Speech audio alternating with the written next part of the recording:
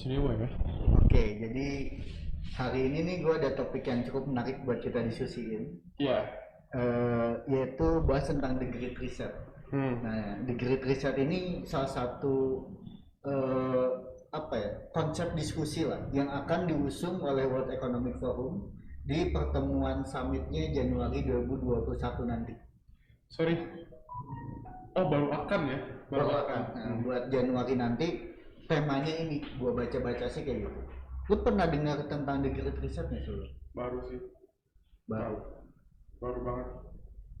Ya, mungkin pencucian otak bukan sih? Enggak lah. Enggak ya, bukan. Oh, itu brainwash beda Itu lagi. brainwash ya. Sorry. Nah, soalnya ini gue baca dulu ya tentang the Great Reset ya. Ini di website the Great Reset itu sendiri ada kebutuhan urgent buat global stakeholder untuk bekerja sama dalam managing the direct consequence of COVID-19 crisis. Jadi konsepnya ada kebutuhan untuk kita melawan konsekuensi dari COVID-19 ini. Awalnya dari sana, which is a very good thing. Karena kan berarti kita gimana kita memerangi masa ini bersama-sama kan.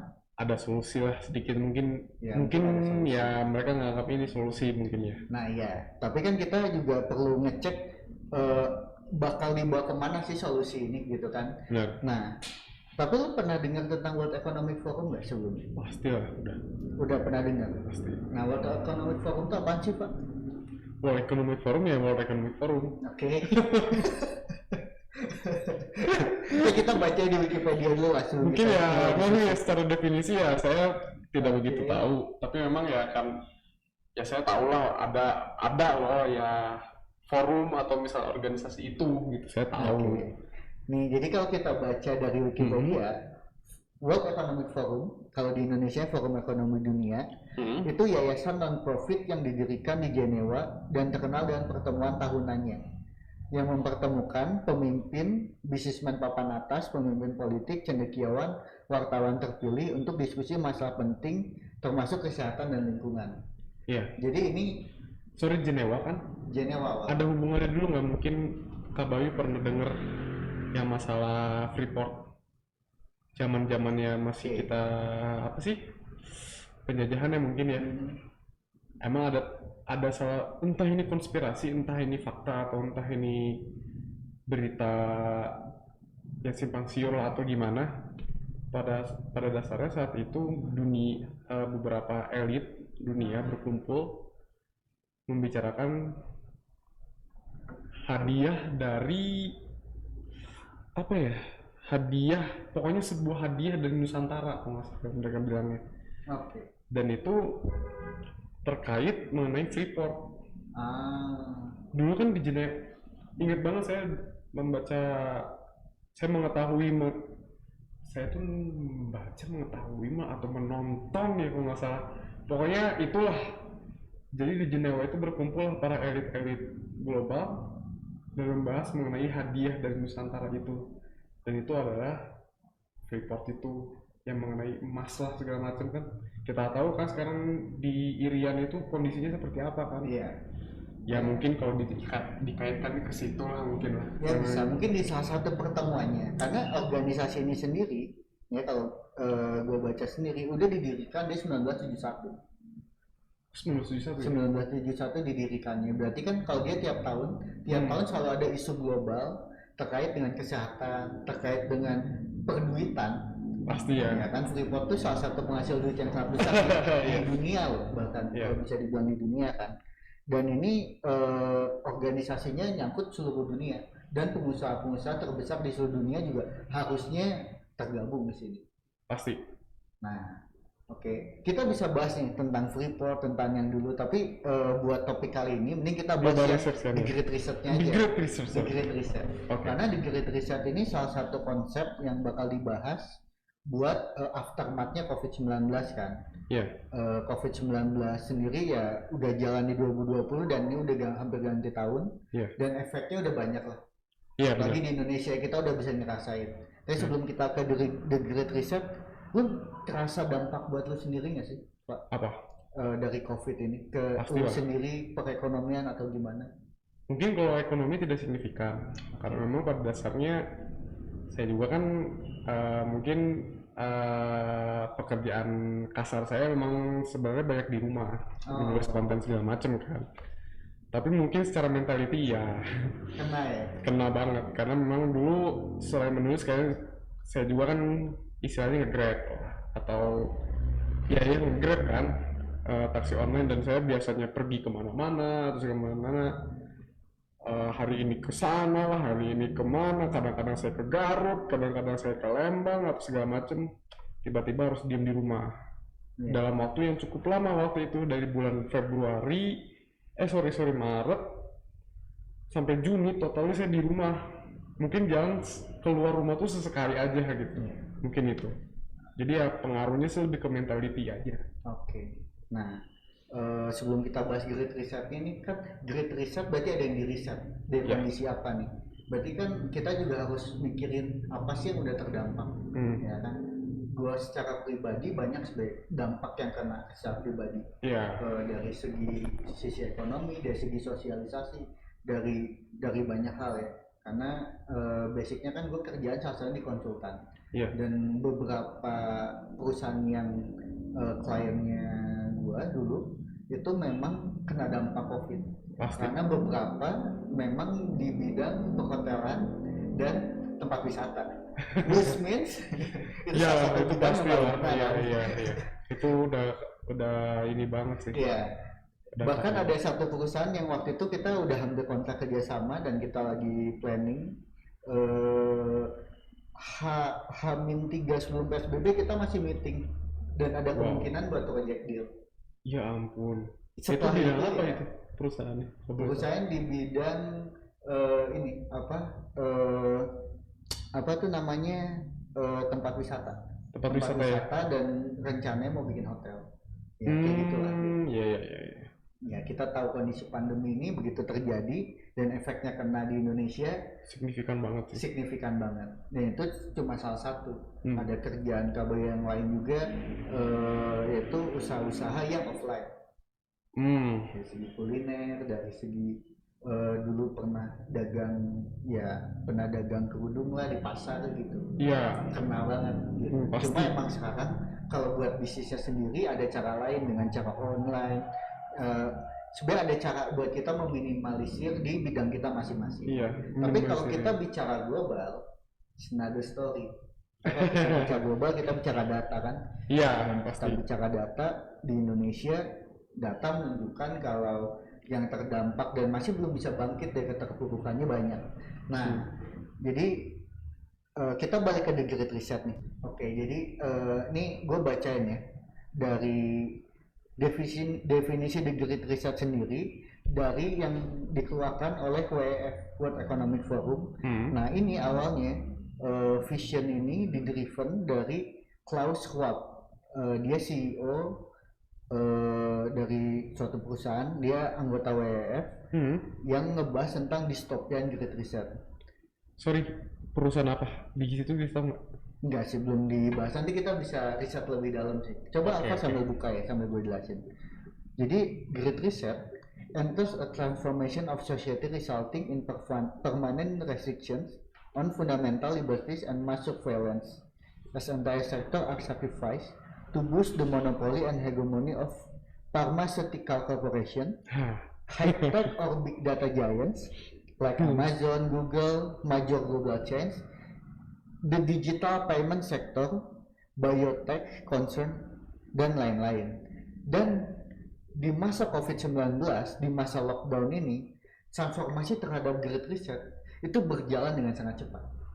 Karena iya kan, kalau dia bilang fundamental Great Reset ini tentang hilangnya kebebasan dan tentang surveillance secara masif ke manusia. Dan di konsepnya, basicnya, di tahun 2030 kita tuh tidak memilih apapun dan kita tetap bahagia. Kalau bisa dibilang digambarin kayak apa, Alfa pernah nonton film Wall-E? Pernah. Iya kan? itu definisi termengerikan dari The Great Reset. Tapi kan benar, manusia kerjanya apa? Makan, minum, have fun, gendut. Bahkan buat jalan kaki aja mereka nggak mau, mereka semua pakai alat. Iya pasti. Kebayangnya maksudnya eh, yang gue lihat di Great Reset itu memang ujung-ujungnya ngarahin kita ke kehidupan based by teknologi, tapi hanya sekelompok manusia tertentu yang menguasai seluruh dunia. Tapi mungkin pada intinya semua kalangan manusia mungkin berada dalam kondisi yang aman, tentram, atau makmur, atau mungkin seperti apa? Kalau di Kalau yang dibahas di sini kan nanti bakal kebagi antara dua. Jadi satu, masyarakat yang memang perlu disupport. Nah satunya lagi yang memiliki perusahaan dan teknologi untuk melakukan aktivitas yang disebut di The Great Reset ini. Buat masyarakat yang memang mereka tidak memiliki apapun, ada konsep namanya universal basic income, dan ini sering dibahas oleh pengusaha-pengusaha atau politisi yang dari sudut pandang lebih sosialis.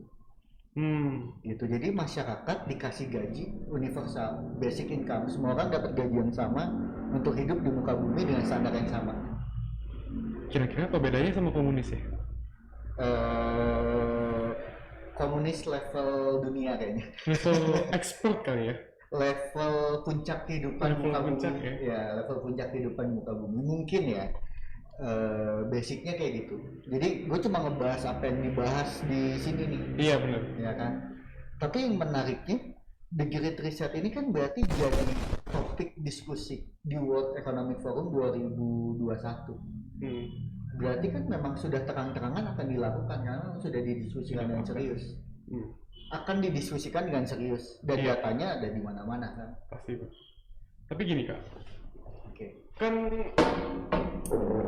kita tahu sekarang dunia menggembor-gemborkan yang namanya demokrasi. Saya di sini bakal berbicara dalam konteks orang awam aja lah ya. Sama lah, kita awam-awam. Awam ya. Nanti biar kita apa sih namanya? Kita riset bareng-bareng lah. Iya, kita sambil pelajari aja. Dunia menggembor-gemborkan namanya demokrasi, di mana sistem komunisme bisa dikatakan kasarnya ya, negara-negara komunisme tuh seakan diasingkan lah atau apalah, atau negara melakukan cara yang salah ya. Terus kemudian ketika ada kelompok-kelompok minoritas yang ingin, istilahnya mungkin kasarnya atau secara garis besarnya, mereka ingin rise up dan mereka ingin menguatkan pendapat, dibilang itu akan mendirikan khilafah lah atau apalah, dan jauh dari kaidah-kaidah demokrasi. Tapi pada akhirnya dengan global reset ini, ujung-ujungnya adalah goalsnya itu adalah ketika manusia hidup dengan teknologinya, dengan apapun itu, sehingga mereka ya sesuai dengan film Wall-E tadi kan. Dan apa kata Kabayu mungkin yang income tadi apa? Universal basic income. Universal basic income. Ya, universal basic income. Berarti apakah itu tidak ya berarti dengan adanya global reset itu secara tidak langsung mematikan demokrasi juga dong? Nah ini menarik sih. Menariknya gini. Kalau menurut Kabayu nih, subjektif banget nih. Kan basicnya tujuan manusia itu untuk menang dan menjadi lebih baik, lebih ke arah kebanyakan pria ya. Kayak kita di masa berburu aja. Waktu kita di masa berburu, ya kita berburu buat jadi pemburu yang paling banyak tangkapan. Berarti kita jauh lebih baik dibanding yang lain. Dan itu kan bisa dibilang kompetisi juga kan. Ada kompetisinya di dalam sana. Bagi Kabayu, konsep demokrasi itu adalah menghalalkan kompetisi, free market di bidang ekonomi. Semua orang bisa memiliki privatisasi bisnis mereka sendiri. Jadi mereka ingin memenangkan kompetisi. Ya maksudnya konsep demokrasi itu adalah semua orang boleh berkompetisi. Konsepnya free market. Jadi kalau demokrasi di masa berburu ya semua orang bisa berburu dengan baik. Tapi kalau konsepnya komunis atau lebih ke arah sosialis lah ya, dan sejenisnya, ada sekelompok yang lebih di atas yang lain dan mengontrol yang lain. Benar. Kayak ya kalau komunis based on semua dimiliki oleh pemerintahan. Iya. Yang lain ikut kata pemerintahan. Nggak ada free market di sana. Yang megang marketnya siapa? Komunis. Artinya komunis itu adalah kapitalis tertinggi. Bisa jadi kan, itu iya. subjektif banget ya. Itu karena komunis lebih ke komunis adalah kapitalis tertinggi atau para pemimpin komunis itu yang menjalankan ideologi komunis, mereka berpijak pada sistem kapitalis. Apakah itu atau ya lebih ke arah gini, semua petinggi komunis itu pasti pebisnis yang hebat. Itu pasti orang yang menang di dalam kompetisi itu adalah jawara kompetisi kan. Iya. Nah masalahnya dengan komunis itu atau semua sistem yang sejenis itu cuma kayak kalau di masa lalu kita berburu dan kita jadi pemburu paling hebat, lalu kita tidak mengizinkan orang lain untuk berburu. Iya. Atau semua hasil buruan semua orang setengahnya milik kita setelah dia jadi pemimpin. Iya. Ya kan? Ya basicnya pemerintahan kan kayak gitu kan. Benar. Gitu. Dan di saat itu terjadi fungsinya pemerintahan adalah mengontrol dan akan lebih kuat daripada semua orang yang ada di bawah. Iya. Nah, ujung-ujungnya kan untuk menghilangkan kompetisi. Itu salah satu keywordnya Great Reset sih kalau menurut Kak Bayu. Gitu. Kenapa kita bicara demokrasi, kita bicara sistem liberal or anything, kan intinya free market. Berarti kan semua bisnis bisa berkompetisi. Ada yang menang terus kalah, menang kalah. Kan kalau kita bicara di internet pun kan ada yang naik terus turun, website aja ada yang naik, sosial media ada terus hilang, Friendster ada terus hilang. It's just a competition, ya kan? Tapi begitu jebret bisnis aja udah bisa dibilang udah masuk era distopian yang disebutnya di The Great Reset, kompetisi akan bisnis hilang. Nah gini, berarti gimana ya saya menginikan ya? Sorry kan berarti pada dasarnya kan kita basicnya ini adalah kompetisi. Berarti ada sekalangan orang yang ingin memenangkan kompetisi itu secara sepihak, bener nggak? Lebih ke arah gini sih, secara logika. Begitu kita udah menang kompetisi, kita nggak mau kalah kan abis kalah itu. Lagi ya? Kita ingin selalu menang kan. Nah, sistem diciptakan oleh mereka untuk menghilangkan kompetisi sehingga mereka nggak bisa dikalahkan. Bener. Apakah COVID termasuk? I don't know. Menarik. Kalau kita bisa konspirasi banyak banget. Tapi entah ini benar atau enggak, COVID udah terjadi dan anggap ini natural disaster. Iya. Tapi orang yang punya resource lebih dan posisi lebih tinggi, dia bisa memanfaatkan kondisi ini untuk menjadi semakin menang. Kebayang nggak maksudnya? Iya. The winner takes all. Yang udah menang dengan kondisi ini membuat dirinya lebih menang lagi. Oh ya, berarti mungkin indikasinya ada dua ya, antara memang ini ada natural disaster dan ada orang yang bisa man-made disaster. Ya, ada orang yang bisa memanfaatkan ini untuk mencari keuntungan dan dia menang, ataupun dia membuat. Ya, kalau kita bicara ada yang membuat, ya kondisi ini semua orang boleh berasumsi, benar. Kalau kita bicara ada yang membuat atau ini buatan negara atau institusi atau suatu perusahaan, is okay, semua orang boleh berasumsi. Ya. Tapi faktanya dan kalau pendapat Kak Bayu yang paling real, pendapat gue yang paling real adalah apapun ini natural disaster atau man-made disaster, orang pasti memanfaatin ini buat jadi lebih menang kan. Benar. Di bidang apapun. Let's see, fungsi negara adalah menjadi lebih baik daripada negara lain. Pasti. Ya kan, gitu. Jadi kayak kalau ada yang bilang, wah ini dibikin sama Cina, wah Cina untung banyak, berarti dia bisa memanfaatkan ini untuk menjadi lebih baik daripada negara yang lain. It's just a competition. Nah, tapi yang gue nggak suka adalah kalau kompetisi itu dihilangkan. Jadi kita nggak bisa fight lagi. Benar. Masalahnya apa sih dengan konsep sosialis atau komunisme? Cara menghilangkan kompetisi paling ideal adalah menghilangkan para kompetitor. Satu. Yang kedua baru menghilangkan kompetisi. Hilangin kompetitor gimana? Biasanya genocide. Kalau di negara-negara komunis kan terkenal banget dengan ya pembunuhan massal. Iya. Genosida. Kenapa? Karena komunisme sangat tidak suka dengan kompetisi. Even not komunisme, semua yang modelnya monarki misalnya. Kalau kita bicara kerajaan Cina, dinasti-dinasti, tiap ganti dinasti pasti ada dinasti yang dipugar, yang di-purge kan, yang hilang satu generasi gitu. Apakah mungkin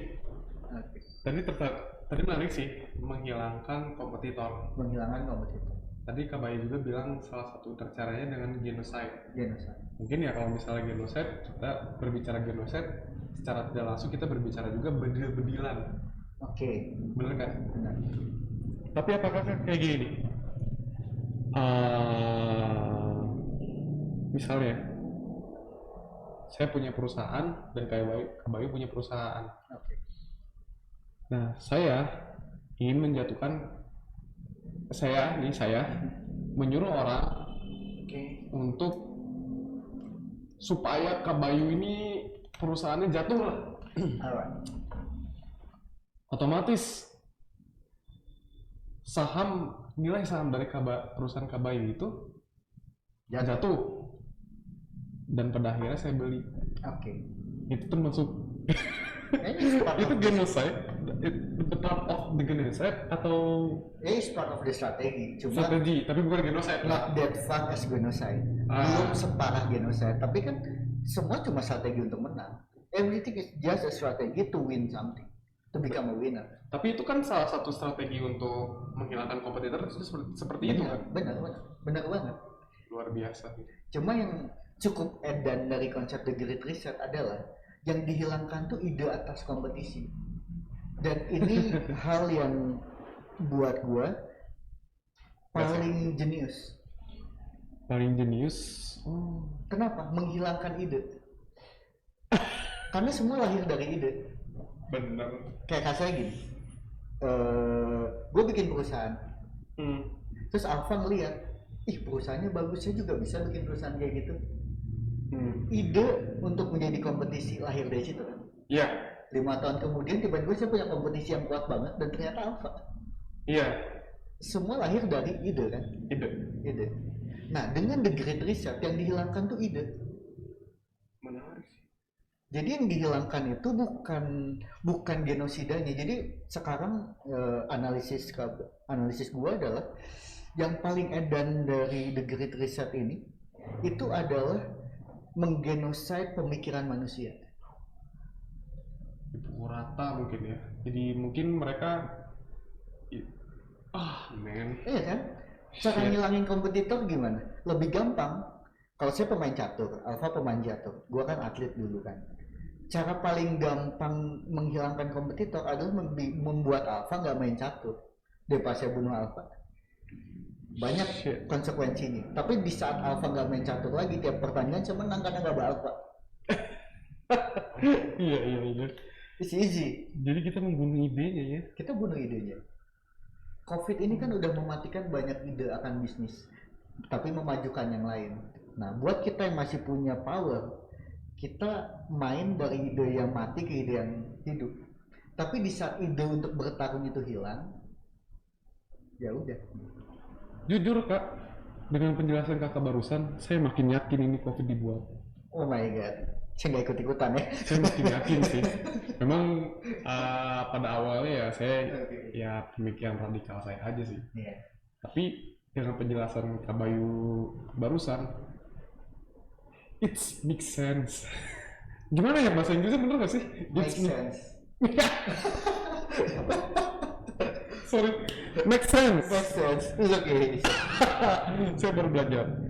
It makes sense karena memang benang merahnya itu ada. 1, 2, 3, 1, 2, 3, 1, 2, 3. Dimulai mungkin dengan perkataan Bill Gates tahun 2017 lalu bahwa akan ada pandemi di tahun 2020 nanti. Ini sebenarnya yang dikasih awal sih kalau misalnya mau yang ngehan lah, cocokologi lah. Mau cocokologi mau apa, mau kalian bilang itu itu bualan atau apa, but the fact ini make sense. Dan satu garis benang merah. Iya. Bener nggak sih? Ya. Kak Bayu ngerasa nggak? Jujur, kalau saya sih memang dengan penjelasan Kak Bayu barusan masuk akal, Kak. Masuk akal, dan rencana itu masuk akal, itu adalah sebuah fakta, dan masuk akal lagi bahwa konspirasi COVID ini dibuat tuh masuk akal. Bisa jadi Ya. ini sebuah agenda. Ya, yang menarik ini kalau saya berusaha senetral mungkin tapi tetap dengan pemikiran saya adalah kalau semua hal yang di dunia Tapi ini- disclaimer dulu ya, disclaimer itu lah. subjektivitas saya. Subjektivitas saya. Terserah kalian mau berpendapat seperti apa. Tapi Oke, basically, lanjut. gue kan pemain catur, Ya. gue suka berstrategi, dan tiap pengusaha pedagang semua pasti berstrategi untuk menjadi lebih baik daripada yang lain. Simple, survival instinct lah. Nah, orang yang berjuang di level bawah punya cara mereka bersurvive, mereka yang berjuang di level tengah sama atas juga punya cara mereka bersurvive, Iya. ya kan? Let's see, anggap aja ini natural disaster, everything is natural disaster. Tapi cara kita buat survive, cara orang di level medium buat survive, sama cara orang yang di atas buat survive is very different. Ada orang-orang yang mungkin bisa menggunakan ini untuk memajukan seluruh agenda mereka. Maksud KB dengan The Great Reset ini agenda yang dia dulu sering dibahas, Pak. Tapi nggak pernah terang-terangan dijadikan judul diskusi. Mungkin ya, kalau pendapat saya mungkin karena memang kebetulan ada COVID sekarang dan dibahas untuk diskusi. Iya. Atau mungkin yang kedua adalah menutupi agenda mereka yang sebenarnya. Who knows? Jadi mereka memanfaatkan COVID ini untuk bersembunyi dari yang memang agenda sebenarnya, dan COVID sendiri pun saya masih tetap yakin itu agenda mereka sih. Apa ya? Fair enough kan? Maksudnya kita Iya. semua boleh subjektif terhadap Boleh subjektif. boleh subjektif. Karena subjektivitas melahirkan diskusi, dan Iya. diskusi melahirkan objektivitas. Betul. Ya itu sih prinsip kita. Tapi serius ya tentang The Great Reset ini. Iya benar. Kalau menurut Alfa sendiri, ini relevan nggak sih sama kondisi di Indonesia? Maksudnya, ini kan diskusi di level dunia ya. Ya. Level dunia ya akan menghasilkan diskusi yang jadi pemikiran banyak orang di level dunia. Ya. Tapi kita ngaca yang lebih simpel lah ya. Di gua, lu sama teman-teman kita, kehidupan kita gitu kan, konsep ini ngaruh ke kita. What do you feel, Mbak? Saya sih pengen langsung to the point aja. Boleh. China. Kenapa China? Kenapa tiba-tiba membahas Cina? Ini ada apa ini? Menarik sekali. Kenapa tiba-tiba bahas Cina coba? Gimana ya? Gak tahu ya, mungkin karena memang ya sudah feel saya, dan memang saya sudah firasat saya ya memang saya masih berpendapat bahwasannya ya China itu adalah bagian dari mereka lah, dalam tanda kutip mereka. Ya nggak usah dijelasin lah, semua orang pasti sudah tahu mereka ya. Pokoknya Cina adalah bagian dari mereka. Ya, Apalagi gimana? kemarin di Amerika sisi kiri baru menang. Iya. Demokrat lah ya. Demokrat lah. Kemungkinan besar menang, kan belum ketok palu nih. Iya Tapi sih. kemungkinan besar udah menang. Joe Biden calon presiden Amerika. Dan bukan kemungkinan lagi sih, kayaknya sudah Udah pasti sih. 99%. 99%. Eleksi lah. 1%-nya mungkin Joe Biden meninggal. Kita nggak tahu. Tiba-tiba perang gitu kan. Iya. Kita kan nggak tahu. Benar-benar. Kemudian iya sih, kalau misalnya pengaruhnya ke Indonesia itu adalah China. Memang untuk beberapa tahun terakhir Indonesia itu seakan sangat-sangat bergantung pada investasi asing, dan nilai investasi terbesar di Indonesia ya sampai saat ini ya masih dipegang oleh Cina. Karena sebentar. Mau dilihat ya? Ya, Beritanya yang ngebahas Yang itu dulu luar dong. biasa. Ya investasi sejauh ini ya ini tahun 2020. Coba deh, saya dari sampai Januari 2020 dulu aja, Cina di Indonesia. Oke. Ini kan lu mau liatin total nilai investasi berarti Cina di Indonesia. Iya. Sambil dibuka aja. Gimana? BKPM mencatat Cina sebagai negara yang menanamkan investasi terbesar di Indonesia sepanjang triwulan 4 2019. Oke. Nilainya itu sampai 1,4 miliar dolar. Oke. Itu total dari awal atau cuma di triwulan itu doang? Kuartal 4 2019 saja. Cuma di kuartal 4 aja nilainya segitu. Iya. Iya. Besar kan? Besar. Kemudian Besar buat satu kuartal, besar banget. benar-benar. Kemudian di samping investasi tersebut, aduh saya susah ngejelasinnya gimana. Tapi memang ya pada intinya lah ya. Saya memang kalau misalnya ditanyakan masalah global riset tadi dengan Indonesia, saya langsung berpikir ke arah situ, yaitu masalah China.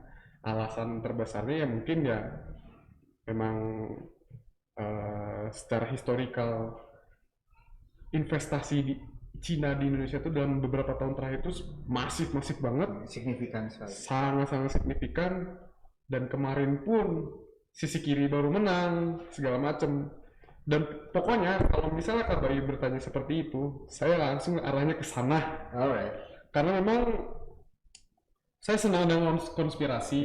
Karena bagi saya konspirasi itu adalah fakta yang disembunyikan. Oke. Ya kita salah confirmation berarti. Dan ini ya disclaimer sekali lagi, ini subjektivitas saya. Karena memang ya kita kan diskusi ya di sini. Terus kemudian apalagi mungkin? Udah.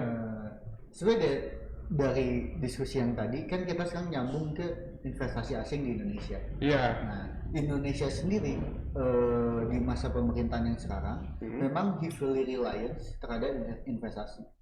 Ya kita lihat sendiri juga kalau pembangunan di Indonesia dari di masa presiden yang sekarang memang masif kan di seluruh Indonesia. Dan memang China sendiri menawarkan proyek investasi yang jauh lebih indah dibandingkan negara-negara lain. Let's see waktu itu buat salah satu proyeknya mereka saingan sama Jepang. Yeah. Dan Jepang kita pada waktu itu ngasih harga yang memang cukup mahal, jauh lebih mahal dibandingkan China. Bentar, menarik nih kata Kak Bayu. Lebih indah itu dalam konteks apa? Lebih indah dalam konteks budgeting, tapi konsekuensinya seperti apa? Nah, konsekuensi itu kita belum lihat pada waktu itu kan. At that time, we never know karena analisis sederhananya adalah dengan investasi yang bagus, pembangunan yang massal, ekonomi pun bisa dibangun dengan massal di daerah-daerah yang investasi dan infrastrukturnya terbangun. Nah itu konsep sederhananya. Setelah infrastruktur terbangun, investasi terbangun di negara-negara tersebut bisa ngebangun masyarakatnya secara bisnis, secara banyak hal, secara lebih masif. That's the best concept. Tapi ada salah satu drawback yang gue bisa lihat juga adalah daya saing perusahaan kita jadi kalah terhadap perusahaan-perusahaan yang banyak masuk dari asing ini. Iya. Itu salah satu drawback yang jelas kelihatan. Daya saing dari produsen ya pasarnya, sektor industri kita gimana persaingannya dengan ya kasarnya aja. Saya dulu dagang mukena Pak di pasar baru Bandung, di pasar. Saudara saya ada produsen di Tasik. Nah sekarang mukena itu bisa diproduksi di Cina dengan jauh lebih murah. Jangankan mukena deh, mukena batik. Iya. Batik itu adalah budaya khas Indonesia. Iya. Ya diperebutkan lah sama Malaysia, tapi kan sebenarnya kita satu rumpun, is okay. Benar. Tapi sekarang industri batik dengan HPP yang jauh lebih murah bisa diproduksi di Cina. sehingga nanti akan tergeser.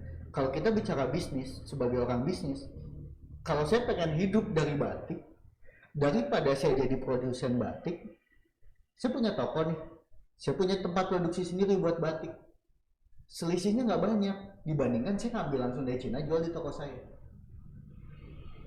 Nah kan itu real, itu sektor real gitu. Jadi itu salah satu drawbacknya. Memang kalau Chinese smart banget, memang dia terhadap Amerika juga gitu kan strateginya. Boleh deh gue ngasih investasi murah, lu main di tempat gue murah, semua murah, tapi bikinnya di gue ya. At some point produsen di Amerika pindah semua ke Cina. Iya, bener.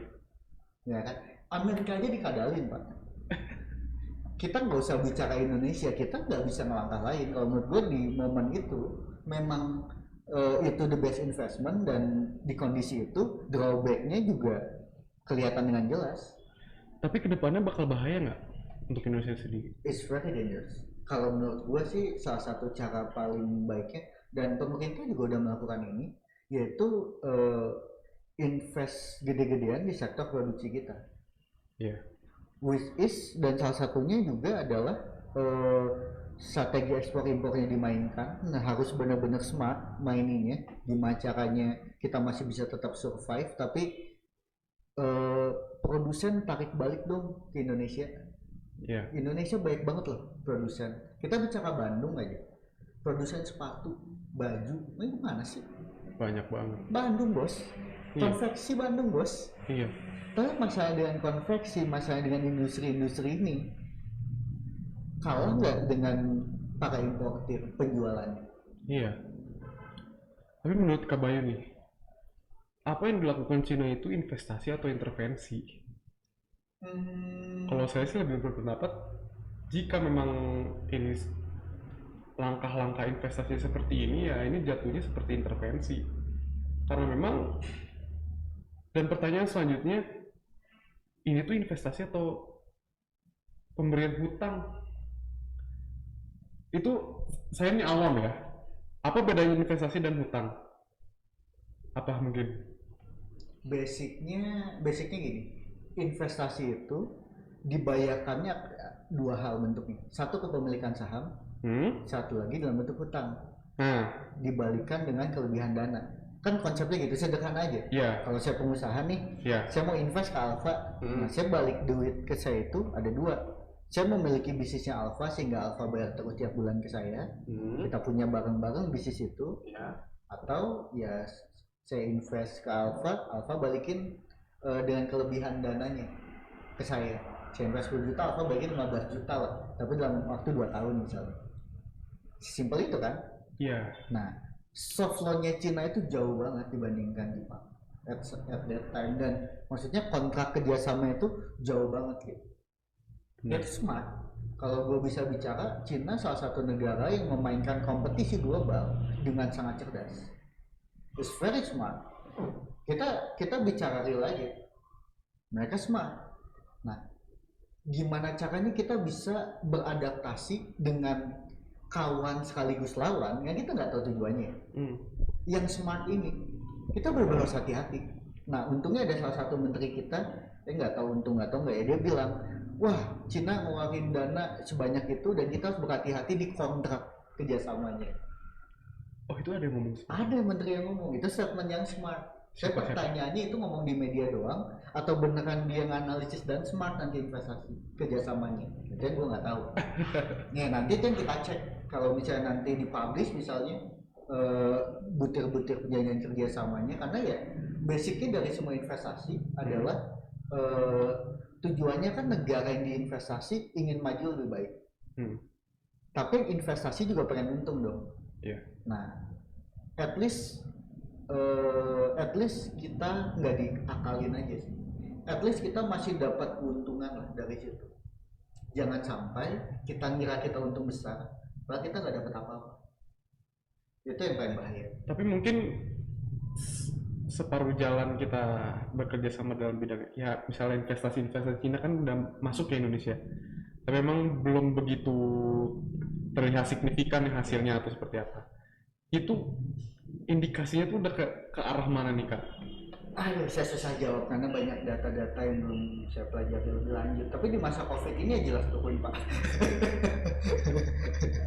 Tapi at least kita nggak kayak negara-negara lain yang sudah bangkrut.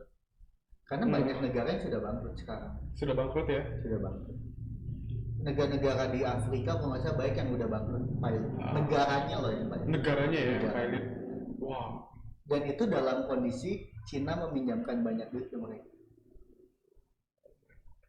Jadi saya tidak mau bahas lebih lanjut. Nanti kita kalau mau kita riset dan kita diskusiin tentang materi itu menarik sih. Menarik ya, ke depannya bisa mungkin menarik kita bisa bahas. Tapi kalau kita balik sedikit nih ke konsep the Great Reset ini, kita balik dikit aja. Kalau menurut gua sendiri, basicnya sama Indonesia bakal ada pengaruh tapi belum signifikan. Kenapa? Karena konsep the Great Reset kebanyakan kan mengotomatisasi segalanya dan nanti menghilangkan kompetisi. Semua otomatisasi. Agrikultur itu kalau memang dengan konsep ini jalan di 2030 semuanya pakai mesin. Gitu. Semuanya termesinkan lah. Nah, tapi kalaupun itu terjadi, Indonesia kan akan jadi salah satu negara yang penyumbang. Benar. Di sektor-sektor tertentu. Iya. Agrikultur nggak mungkin dong kita nggak nyumbang. Pasti lah. Cuma rakyatnya nggak makan. Tapi dapat universal basic income. Kalau itu terjadi kan maksudnya kan. Jadi petani nih nanti nggak usah bertani, ngapain bertani capek. Udah ada robot. Gitu kan. Menarik kan gitu. Lama-lama saya gigi dengernya. Ya kan ada istilah if you can fight them join with them. Nanti abis ini kita mungkin pelajari lah. Iya. Aduh. Oke, tapi ya mungkin pembicaraannya sampai di sini dulu. Nanti kita sambung di pembicaraan next. Dan kayak menarik nih kita bahas tentang investasi asing dan beberapa efeknya di negara-negara yang bangkrut. Nah, iya. Menarik kan? Menarik banget. Kita bahas. Dan apakah adakah indikasi tersebut ke Indonesia? Nah, ya kita perlu riset lebih lanjut. Harus riset. Ya. Oke deh. Thank you buat diskusi kali ini. Siap. Seru gila. Saya jadi penanya ya. Karena memang ya saya awam. Ya, saya juga awam, tapi suka berdiskut tahu aja. Iya. Diskusi kan. Iya. Oke, duluan ya.